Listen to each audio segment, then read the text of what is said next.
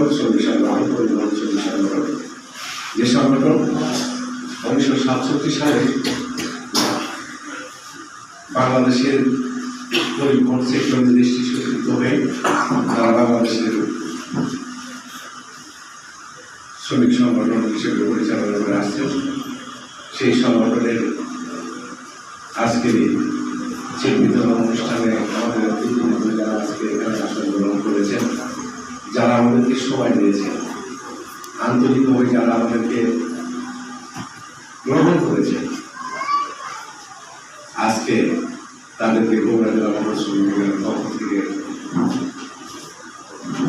আন্তরিক এবং অভিযোগ প্রদান করেছি যে তারা আমাদের এই নির্বাচন সংগঠনের সকল দুর্যোগ মুহূর্তে তারা আমাদেরকে সহযোগিতা এবং অনুপ্রেরণা যোগায়।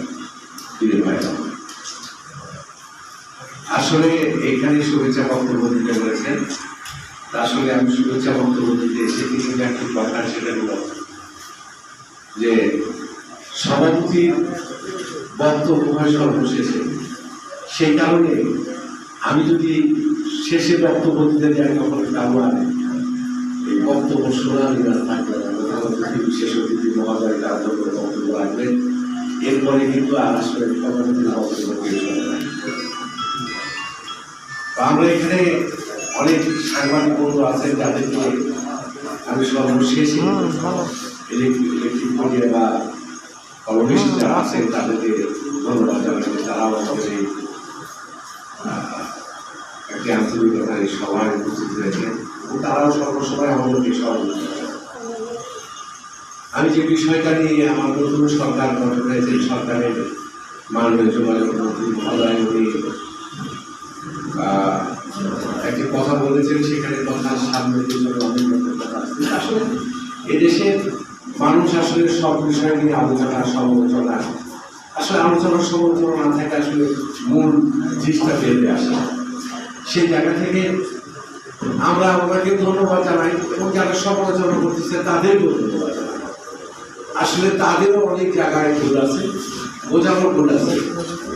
পরিবহন শ্রমিক সংগঠন যেগুলো আছে, আমি সাংবাদিক বন্ধুদের মাধ্যমে বলতে চাই, সারা বাংলাদেশে কেন্দ্রাপদ থেকে শুরু করে আমি তাদেরকে বলতে চাই আসলে পরিবহন শ্রমিক সংগঠন যেগুলো আছে, যারা শ্রমিক সংগঠন যারা করেন, আপনারা জানেন যে সংগঠনগুলো প্রতি 3 বছর পর পর একটি করে বিশেষ সাধারণ সভা 1 বছর পর বিশেষ সাধারণ সভা এবং তার 2 বছর পর সাধারণ সভা। এই সাধারণ সভায় সকল শ্রমিকের সামনে আমি 3 বছরে আমার সংগঠন 3 বছরের কি আয় করল, কি ব্যয় করল, এটা উপস্থাপন করতে হয়। উপস্থাপন করার পর শ্রমিকদের কাছ থেকে তার অনুমোদন দিতে হয় এবং তারপরে এটা অডিট অনুমোদন হয়। অডিট অনুমোদন হওয়ার পরে এই শ্রম দপ্তরে এটাকে আমাদেরকে প্রয়োগ করতে হয়, সেটা থেকে অনুমতি দিতে হয়, পাস করে দিতে হয়। তারপরেই আমরা নির্বাচন করি। নির্বাচন করার পর 3 বছর এখানে তারা যে নির্বাচনের কমিটি আসবে তারা 3 বছর এখানে সংগঠন পরিচালনা করবে। আমরা একটা অতি দুঃখের সাথে বলতে চাই যে আসলে এই পরিবহন সেক্টর, সড়ক পরিবহন শ্রমিক ফেডারেশনে যারা অন্তর্ভুক্ত যে সমস্ত শ্রমিক আছেন বাংলাদেশের প্রায় 90 লাখ, এই পরিবহন শ্রমিকেরা সরকার, প্রশাসন সকলকে অনুরোধ করবো, আসুন আপনারা আসেন, সঠিক জিনিস উপস্থাপন করেন। আমরা পরিবহন শ্রমিকেরা কি করি, আর এই পরিবহন শ্রমিকেরা কারা? একটা ছেলে বেকার জীবনযাপন করতেছে, সে নেশায় এফেক্টেড হয়ে গেছে। এই শ্রমিকেরা যখন, এই মানুষগুলো যখন কোথাও কোনো চাকরি পায় না, কোথাও যখন কোনো কর্ম হয় না, তখন পরিবহনের আমরা তাদেরকে যায়, তার পরিবহনে কর্ম করে, খারাপ জায়গা থেকে ভালো জায়গায় আসে। যে ছেলেটা তার বাবা সম্পদ বিক্রি করে উচ্চ শিক্ষিত হওয়ার জন্য লেখাপড়া করেন। এই লেখাপড়া করার পর যখন তার চাকরি হয় না, অসহায় বাবাদের কাছে নির্যাতিত হয়, মার কাছে নির্যাতিত হয়, প্রতি মুহূর্তে বাবা মার সঙ্গে তার সম্পর্ক বিচ্ছেদ হওয়ার সম্ভাবনা থাকে। সেই মুহূর্তে ওই শ্রমিক হয় এনজিওর কাছ থেকে টাকা নিয়ে, না হলে বাবার যেটুকু জায়গা ছিল ওইটুকু জায়গা বিক্রি করে হয় একটা অটো, অথবা একটা সিএনজি, অথবা একটা ছোট গাড়ি কিনে ওই সমাজের শিক্ষিত ছেলেরা এই পরিবহনে এসে তার কর্মজীবন চালায়। আমরা সেই শ্রমিকদেরকে, সেই মানুষগুলোকে আমরা এখানে তাদেরকে জায়গা করে দিয়ে তাদের জীবনযাপন সংসার পরিচালনার জন্য ব্যবস্থা করব। আপনারা কারা এই দেশেরই মানুষ, আপনারা যারা এই দেশের মানুষ, আপনারা কোনো কিছু বোঝার আগেই আপনারা বলতেছেন যে ঘাতক ড্রাইভার, ঘাতক হেল্পার, ঘাতক ট্রাক, ঘাতক বাস। আপনারা কি একবারও প্রশ্ন করেছেন যে সারা পৃথিবীতে মহামারী যখন হয়ে গেল, সারা পৃথিবীর মানুষ যখন ঘর থেকে বের হয় নাই, তখন আপনারা কোথায় ছিলেন? আপনার দেশের শিক্ষিত সমাজ, আপনার আমার সাংবাদিক বন্ধুগণ, আমার এই দেশের ডিসি, এই দেশের ঊর্ধ্বতন কর্তৃপক্ষ যারা আছেন, যারা ঘর থেকে বের হন নাই, মাঠে কারা ছিল? মাঠে ছিল পুলিশ প্রশাসন, মাঠে ছিল শ্রমিকেরা। আজকে সেই জায়গা থেকে বলতে চাই যে রাস্তায় যখন সমস্ত গাড়িগুলো সরকার ঘোষণা করলো কোনো গাড়ি চলাচল করবে না, কারণ এই ভাইরাস সারা দেশে ছড়িয়ে পড়বে, আমরা পরিবহন শ্রমিকরা স্ব অবস্থান থেকে ঘরে ফিরে গেলাম।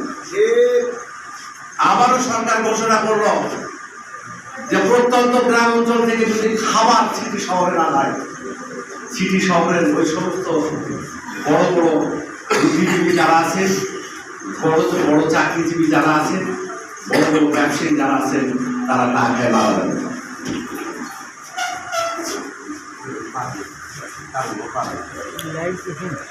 মারা যাবে। আমরা শ্রমিকেরা কি করলাম? আমরা আমার গাড়িতে করলাম, বেতনে মাল পরিবহন করা শুরু করলাম। খুব দুঃখজনক ঘটনা, খুব কষ্টকর ঘটনা। এদেশের মানুষ যখন তখন যে কোনো অবস্থায় এই পরিবহন শ্রমিকদেরকে ধিক্কার দেয়। আপনারা কোথাকার মানুষ? দেশেরই মানুষ। ওই করোনার সময় এই বাংলাদেশের এই পরিবহন শ্রমিকেরা এক প্রত্যন্ত অঞ্চল থেকে সিটি শহর পর্যন্ত ট্রাকের মাধ্যমে, যোগাযোগ ব্যবস্থার মাধ্যমে তারা কিন্তু মাল পরিবহন করে সারা বাংলাদেশের মানুষকে বিচ্ছিন্ন অবস্থায় থেকে সেখানে তাদের খোরাক বা আহার দিয়েছিল। ওই শ্রমিক যখন তার কর্মজীবন থেকে বাসায় ফিরে যায়, ফিরে যাওয়ার পরে আমার আপনার কথা নয়, সারা বাংলাদেশের প্রত্যেকটা গ্রামে ব্যারিকেড দেওয়া আছে। কেউ বাইরে থেকে এসে সেই গ্রামে প্রবেশ করতে পারে নাই। সেই জায়গা থেকে যখন আমার ওই শ্রমিক সে বাড়িতে যাচ্ছে, বাড়িতে যাওয়ার পর ওই গ্রামের লোক তাকে বাড়িতে ঢুকতে দিচ্ছে না। তার ছেলেরা হাজারি, তার মারা হাজারি, তার স্ত্রীরা হাজারি, তার আত্মীয় স্বজনেরা হাজারি, কিছুই কিন্তু কোনো মানুষ গ্যারাজ্য করে না।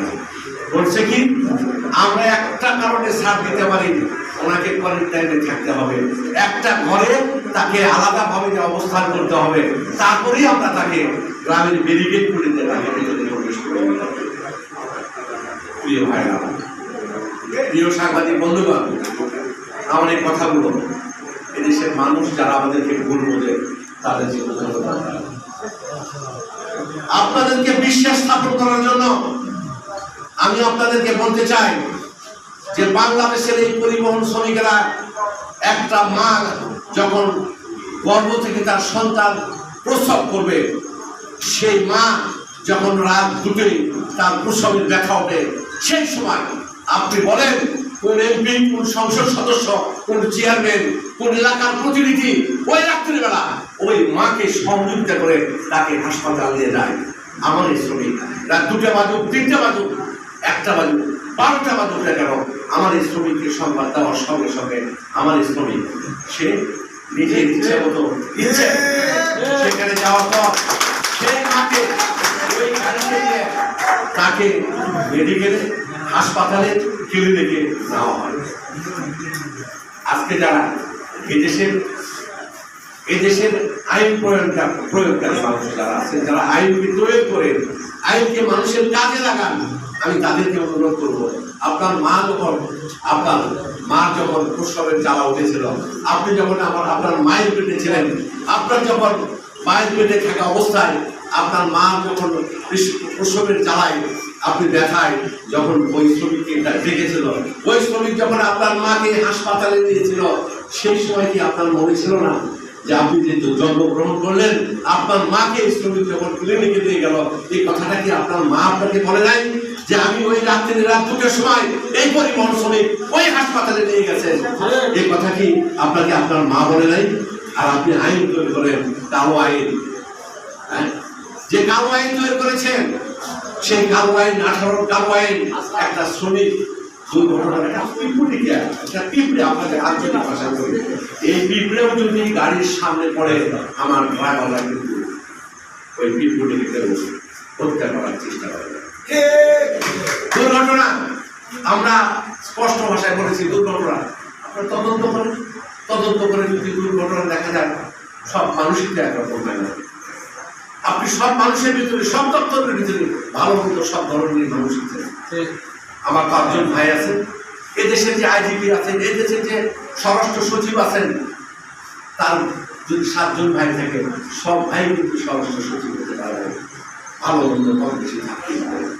আমারও এখানে শ্রমিক ভাইরা যারা আছেন, সব শ্রমিক ভাইরা যে ভালো হবে এটা কিন্তু আমি গ্যারান্টি দিতে পারবো না, তবে চেষ্টা করি।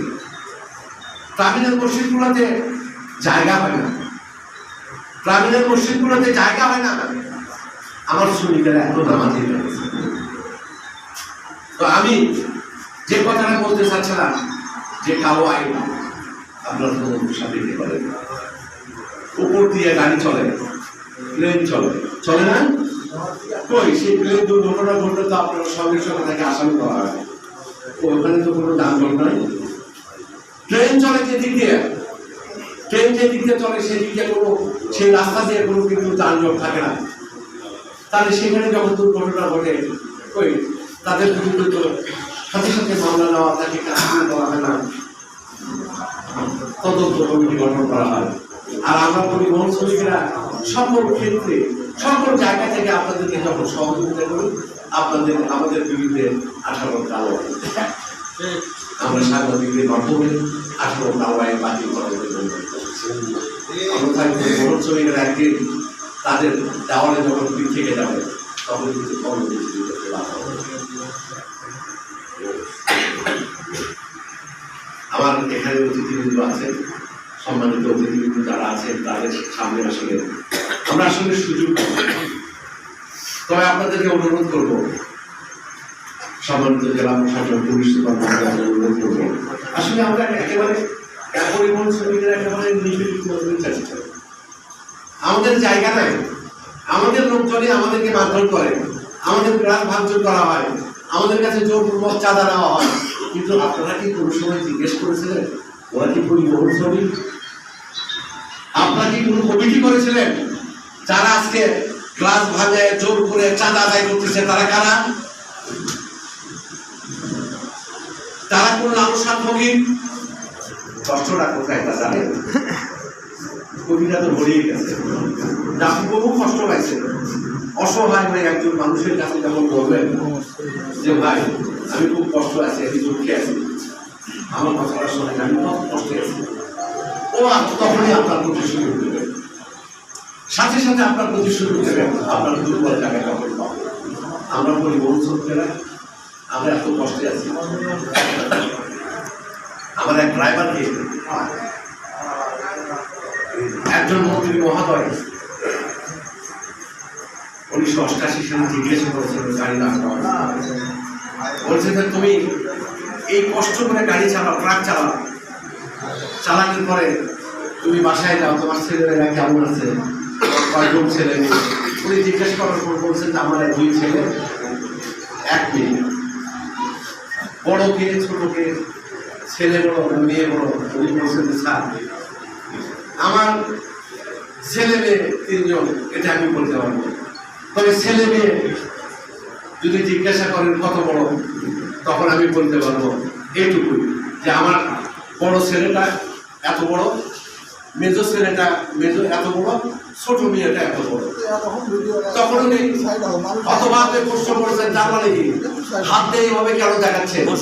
উনি বলছেন যে যখন আমি বের হই, প্লিজ, যখন আমি বাসা থেকে বের হই তখন আমি ওই ছেলে মেয়েদেরকে বিছানায় শোয়া অবস্থায় দেখি, যে কারণে ছোট বড় বলতে পারি এইভাবে। আমি যখন বাসায় ঢুকি তখন ওই ছেলে মেয়েকে আমার ঘুম পাড়া অবস্থায় দেখি। তাহলে আমার ছেলে মেয়েকে তো এইভাবে দেখে না, এই এত বড় ছেলে এত বড় ছেলে এত বড় ছেলে, এইভাবে তো আমি দেখতে পারি না। আমি যে কারণে আমাকে এইভাবেই বলতে হচ্ছে আমার ছেলে এত বড়, বিছানার মাপে বলা হচ্ছে, হাত দিয়ে দেখাচ্ছে। আমরা সেদিনই বলছি আমি চিরসাধারণ বন্ধুগণের মাধ্যমে পরিবহন শ্রমিকের এই করুণ কাহিনী, করুণ কষ্ট দুঃখ এই জায়গা থেকে বলতে চাই। আসলে আমরা তো আপনাদের এই দেশের মানুষ, বাংলাদেশের ভাষা 71 স্বাধীনতা, বাংলাদেশের ন্যায়সঙ্গত যত আন্দোলন আছে, গণঅভ্যুত্থান, ছাত্র শ্রমিক জনতা, 5ই আগস্টের আন্দোলন, সব জায়গায় তো আপনাদের ন্যায়সঙ্গত আন্দোলনে অংশগ্রহণ করে। সেই জায়গা থেকে আপনাদেরকে অনুরোধ করতে চাই, আসলে এই পরিবহন শ্রমিকদের পাশে থেকে তাদেরকে এই সমাজে সমাজযুক্ত করবে না। একসময় হরিজনদেরকে বাংলাদেশের মানুষ বা অন্য দেশের মানুষ তাদেরকে একদম ছোট হিসেবে উপস্থাপন করত, ছোট হিসেবে দেখত। আজকে কিন্তু হরিজনদের সমাজে একটা অবস্থান আছে। আসুন না, এই পরিবহন শ্রমিকদের পাশে থেকে এই সমাজ, এই যোগাযোগ ব্যবস্থা বাংলাদেশের প্রত্যন্ত গ্রাম অঞ্চল থেকে শুরু করে সিটি শহর পর্যন্ত মানুষের নিরাপত্তা, মা জানমালের নিরাপত্তা এবং সমাজ ব্যবস্থাকে যাতে ভালো করতে পারি সেভাবে আপনারা সবাই আসুন, আমাদেরকে সহযোগিতা করবেন। অনেকক্ষণ আপনাদের সামনে কথা বললাম, আমার সামনে পরিবার আমরা দীর্ঘদিন ধরে আমরা এই সামাজিক ব্যবস্থা এবং পরিবহন শ্রমিকদের কাজে থাকি। আজকে এখানে যে সমস্ত মহিলা বসে আছে, এদের বাবা অথবা স্বামী দুদিন থেকে চলে গেছে, ব্যক্তিগত দুর্ঘটনায় মারা গেছে। এখানে এই পাশে বসে আছে যারা দুর্ঘটনায় কেউ পা হারাইছে, কেউ হাত নাই, পঙ্গু। এখানে আরো আছেন যারা অন্ধ হয়ে গেছেন, সারা জীবনে আর চোখে দেখেন না। এখানে যারা এই পরিবহনের সারা বাংলাদেশের মানুষকে সেবা দিয়েছেন, সেই সেবার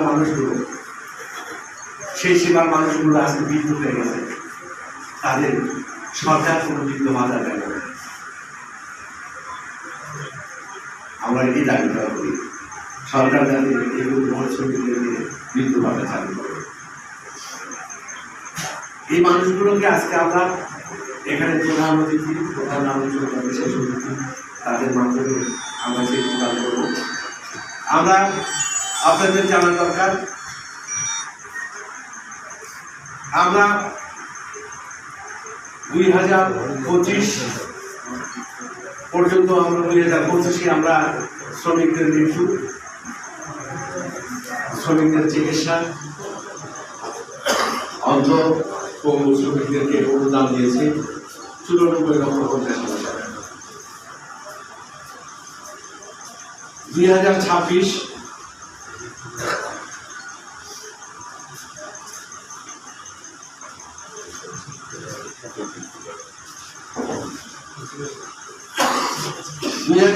সালে আমরা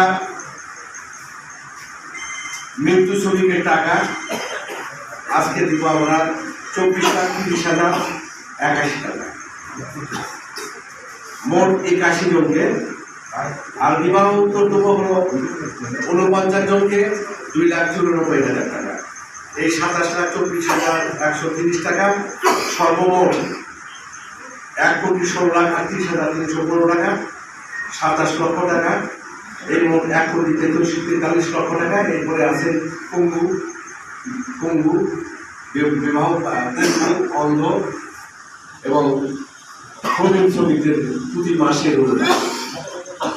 আমরা এখানে আপনাদের অনেকেই প্রশ্ন আসতে পারে, সাংবাদিক বন্ধুরা যারা আছে, আমরা খুব কষ্ট করে যে টাকাটা আমাদের শ্রমিকদের কাছ থেকে উত্তোলন করি, এই টাকা দিয়ে প্রতিদিন শ্রমিকের চিকিৎসা টাকা আমরা শ্রমিকদের যাতে কষ্ট না পাই সেই টাকা থেকে আমরা অনেক সময় গুরুত্বপূর্ণ কাজ করি। পরবর্তী হয়তো সরকারি চিকিৎসার টাকা উত্তোলন করি। যতদিন আসি আপনারা আমাদের কমিটি, আমি কমিটির সাথে আসি, কমিটি দীর্ঘদিন ধরে আসি। আপনারা যারা শ্রমিক আছে, যে শ্রমিক আমার মারা গেছে, আপনারা প্রায় 36 বছর পার হয়ে গেল আমাদের নিয়ে আসছে। এই 34 বছর যাব আমাকে এখানে দায়িত্ব দিয়ে রাখছে। আমি আপনাদের ভোটেই প্রতি 3 বছর, আগে 2 বছর ছিল, এখন প্রতি 3 বছর পর পর আপনার ভোট দিয়ে আপনারা 36 বছর এখানে আমাকে রেখেছেন। আমার গত নির্বাচনে আমার নবনির্বাচিত সাধারণ সম্পাদক ছিলাম, শামসুজ্জামান সাধারণ সম্পাদক হিসেবে নির্বাচিত হয়েছে। উনিও আমার সাথে আন্তরিকভাবে কাজ করছেন। আমার কমিটি যারা আছে তারাও আমার সাথে আন্তরিকভাবে কাজ করছে। তবে আমি আপনাদেরকে বিগত দিনেও এনজিও করছি, আজকেও এনজিও করছি। আমি আপনাদের টাকা, আমার দ্বারাই যাতে আপনাদের বঞ্চিত টাকা, এই টাকা যাতে দোষুক না হয়, আমি নিজে থেকে আপনাদেরকে গর্ব করে বলতে পারি, আমি আপনাদের টাকা কোনো সময় চিন্তা করে আমি আপনাদের টাকা আমি কোনো সময় ব্যবহার করব। আমি নিজে থেকেই আমি নিজে চলার চেষ্টা করি। আমার সংগঠনের নেতৃত্ব যারা আছেন, আমি তাদেরকেও, বর্তমান কমিটিতে যারা আছেন তাদেরকেও আমি বলি যে শ্রমিকের জন্য শ্রমটা অব্যাহত পাবো, এটা একটা সেবা পায়। সেই সেবা থেকে আজকে আমি আপনাদের সাথে যতটুকু পারলাম উপস্থাপন করে থাকবো। তবে আমি অনুরোধ করবো সম্মানিত জেলা প্রশাসক, সম্মানিত সকল কর্মচারী এই পরিবর্তনকে একটু সহযোগিতা একদম পরিশেষে আমি এখানে বিভিন্ন জেলা প্রশাসনের এডিসি, রাজস্ব মন্ত্রী আছেন এবং অতিরিক্ত পুলিশ সুপার রায়কে বইও আছেন। শুধু একটা জিনিস প্রমাণ করতে চাই, যারা আমাদের দিকে অনেকগুলো কথা বলছে বাইরে, মন্ত্রী মহোদয়, সম্মানিত যোগাযোগ মন্ত্রী মহোদয় স্থাপন করার পরে পিছনেরটা সামনেরটা না যাচাই করে মাঝখান থেকে কথা বলে অনেক কথা বলে আমাদের সাথে বলছে। শেষ কথাটাই আপনাদেরকে বলি, 7 দিন আমার নিজের গাড়ি 7 দিন রেগুলেশন করে রাখছে। সেই গাড়িগুলোর শ্রমিক খাবে কোথায়, গাড়ির তেল পাবে কোথায়, ওনারা থাকবে কোথায়, সব অপেক্ষা করে আছে। 7 দিন করে একটা গাড়ি বাংলাদেশে এই নির্বাচনে তারা তাদের নিজের নির্বাচন, সে বাংলাদেশে নির্বাচন হচ্ছে একটা ঈদ পূর্ণ হলে একটা মানুষের সমাজ গড়ার আনন্দ, সেই জায়গা থেকে এই বঞ্চিত ছিল। তারা কোথায় ছিল? তাদের নিজেদের ভোট দিতে পারে না। এই প্রশ্নটা তো একবারও আপনারা যারা কর্মীরা আছেন, আপনারা বাংলাদেশের বুদ্ধিজীবী যারা আছেন, একবারও তো আপনারা উচ্চারণ করেন নাই যে এই পরিবহন শ্রমিকেরা 7 দিন ধরে নির্বাচন করে দিল, পুলিশ থেকে শুরু করে সমস্ত নির্বাচনী কর্মকর্তাকে বহন করলো, তারা কোথায় খাবে, কোথায় থাকবে? তারা তো ভোট দিতে পারলো না, তারা তো ভোটের আনন্দ করতে পারলো না। এই কথাগুলো তো আপনারা কোনো সময় বলেন না, কোনো সময় দেখেন না। আমি বেশি কথা বলবো না, আমার কথা বলার মধ্যে কেউ যদি কষ্ট পেয়ে থাকে, কষ্ট হয়ে থাকে, সমাজে সবচেয়ে নিকৃষ্ট মনে করে মানুষ এই পরিবহন শ্রমিকদেরকে। এরা ঘাতক নয়, এরা মানুষের সেবক। আসুন আমরা একসাথে কাজ করি। আমার হাতে ক্ষমা করে দিই, আমার অতিথি মহোদয়ের কাছে আমি ক্ষমা চেয়ে দিচ্ছি যে আসলে অনেকক্ষণ সময় ধরে এই কথাগুলো বলার কারণে আপনাদের কাছ থেকে সময় নিয়েছে, কারণ সভাপতি শেষ বক্তব্য আর সময় পাওয়া যাবে না। এই আশায় প্রত্যাশা রেখে আগামী দিনে আবারও আপনাদের সঙ্গে দেখা হবে। আপনার দোয়া করবেন আমার পরিবারের জন্য, আমার জন্য, আমার সংগঠনের সকল কর্মকর্তার জন্য, সকল মুসলমানের জন্য, সকল মানুষের জন্য দোয়া করবেন। এই আশায় প্রত্যাশা রেখে আজকের বিদায় দিচ্ছি। সবাইকে ধন্যবাদ। আল্লাহ হাফেজ।